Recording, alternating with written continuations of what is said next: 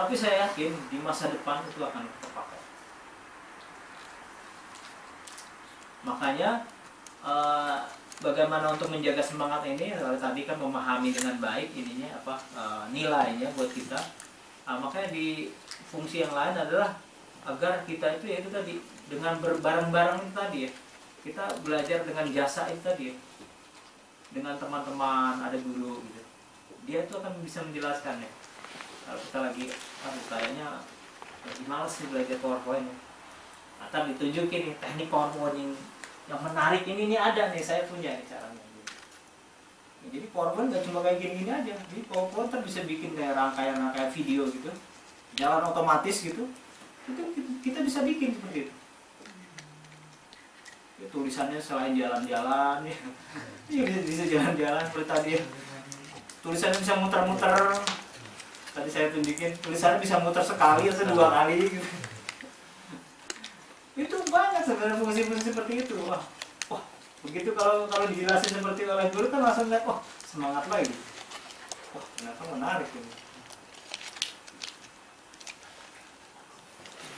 Itu sebenarnya makanya kita ya untuk menjaga semangat itu ya kadang-kadang ya perlu ada guru, perlu ada teman ya. Selain dengan tadi ya dipaksa gitu, karena memang kondisi terpaksa memang dari satu sisi kurang bagus gitu. Harusnya kan belajar dengan kesadaran sendiri gitu ya. Jadi intinya tuh ya sebenarnya agar kita tetap mempunyai kesadaran ya, semangat dalam hidup kita ini ya. Cara lain itu dengan itu tadi, dengan dipaksa seperti itu. Misalnya bisa paham ya dengan baiknya tadi bagaimana untuk menjaga semangat. Kemudian tadi yang tentang digital intelligence ya, ini juga cukup menarik ya, jadi mungkin selama ini kita image-nya itu ya cuma satu bidang aja gitu, kalau orang cerdas cuma ya logika atau matematika tadi, ternyata banyak ya tadi ya, banyak bidang-bidangnya dan masing-masing punya kekhasan sendiri. Nah, terus posisi saya gimana? Ini menarik nih. Kok nggak ada semua?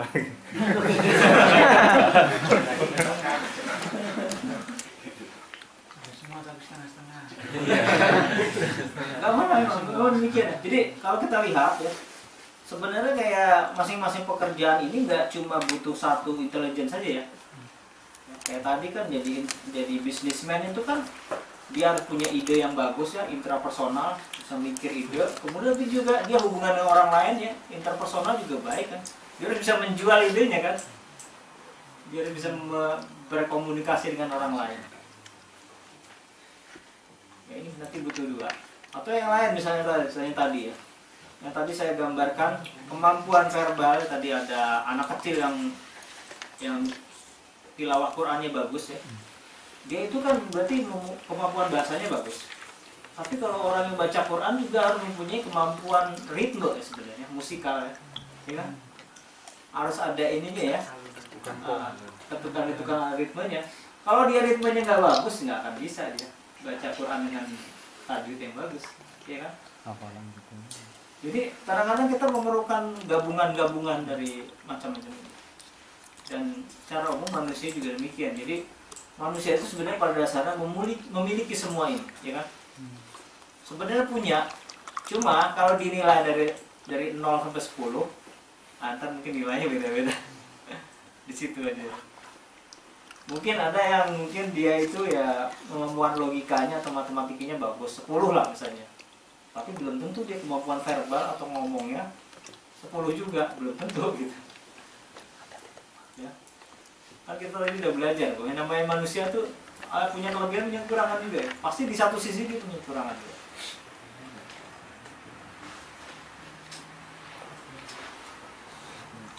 Kan kadang-kadang kita menemukan gitu, ada orang yang mungkin dia apa istilahnya ya biasanya kalau misalnya gini, atlet kemampuan fisiknya bagus, tapi biasanya dia mempunyai kelemahan di bidang yang lain. Misalnya mungkin dia nggak terlalu suka matematika gitu ya, ya kan? Atau dia nggak suka yang sifatnya musik misalnya. Atau ada juga ya orang-orang yang kemampuan bahasanya bagus, verbalnya bagus, tapi belum tentu dia itu bisa ya kemampuan ruangannya bagus juga, bisa bikin gambar atau bikin desain gitu ya, belum tentu. Jadi yang paling penting makanya di tema kali ini adalah tak kenal diri maka tak berkembang. Itu poinnya sebenarnya. Kita harus tahu diri kita itu sendiri sebenarnya. Jadi ya buat teman-teman juga coba menilai ya diri kita itu. Kira-kira kita mempunyai kecerdasan di sisi bidang yang mana. Sebenarnya sih kalau waktu kita sekolah itu kan sebenarnya udah kelihatan. Waktu kita sekolah itu kan memang kan banyak tuh bidangnya tuh, ada bahasa ya. Kalau terjemahan gampangnya nih, kalau logika matematika kan pelajaran matematika. Verbal tuh bahasa lah.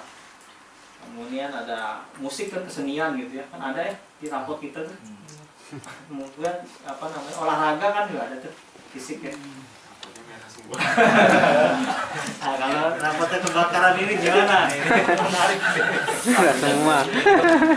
Apakah bener itu? Iya, ini menarik ini. Merah kan manis. Rapotnya warna-warni. Itu rapotnya warna-warni. Hitam aja. Ya saya pikir memang ada mungkin seperti itu, tapi saya yakin biasanya sangat sedikit ya jumlahnya. Dan saya yakin kalau teman-teman yang di sini kayaknya enggak termasuk ya. Enggak, cuma nakmal doang. Enggak termasuk yang tadi yang merah semua. Saya tahu dengan baik ya. Kan yang mau ke Jepang itu kan minimal itu kan fisiknya kan juga dilatih kan. Terpaksa. Terpaksa. Dari bos. Ya minimal itu kecerdasan fisiknya tuh harus bagus kan.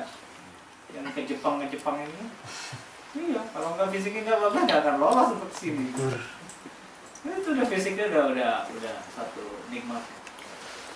Nanti ada juga yang kecerdasan yang lain nih, kayak tadi kan ada yang biasanya ini tadi ya. Ada juga mungkin teman-teman yang dia kecerdasan verbalnya bagus, suka ngomong ya, atau suka berbicara dengan dengan baik. Atau punya ide-ide yang bagus juga ya, punya ide-ide ya. Kadang-kadang saya nemu tuh di internet atau di Facebook ya, bikin kalimat apa yang menarik gitu. Nah, itu kemampuan interpersonalnya bagus ya, memunculkan ide gitu. Itu yang perlu digali itu sebenarnya. Jadi gini ya, di di dunia psikologi itu ada jendela dari diri kita itu. Mohon maaf ini nggak terlalu terang ya. Jadi diri kita ini bisa dibagi ada 4 window ya. Jadi dari diri kita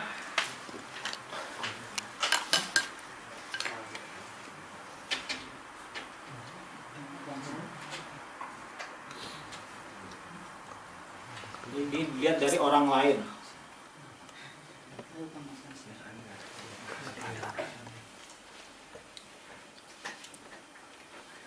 Pintar ada di sisi kirinya tuh tahu dengan tidak tahu.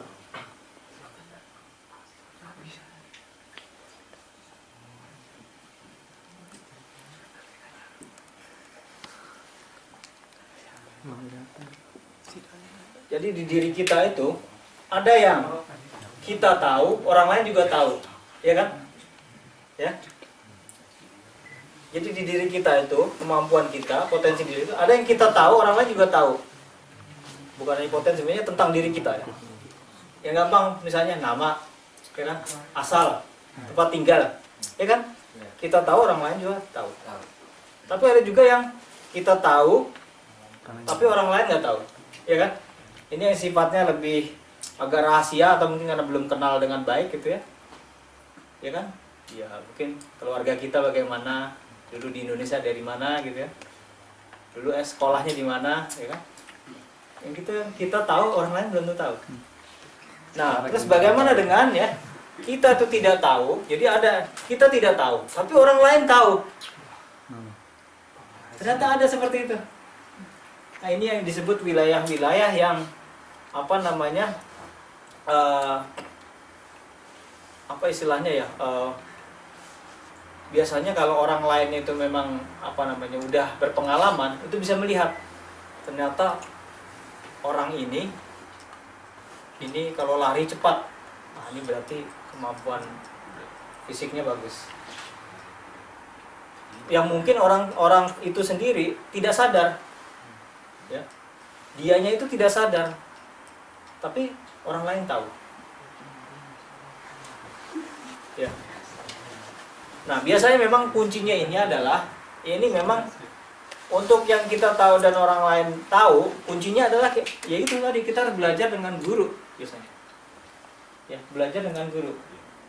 Ya, karena guru kan udah pengalaman, biasanya bisa melihat nih. Ini kelihatan nih anak kalau kasih soal tambah-tambahan kok cepat sekali gitu.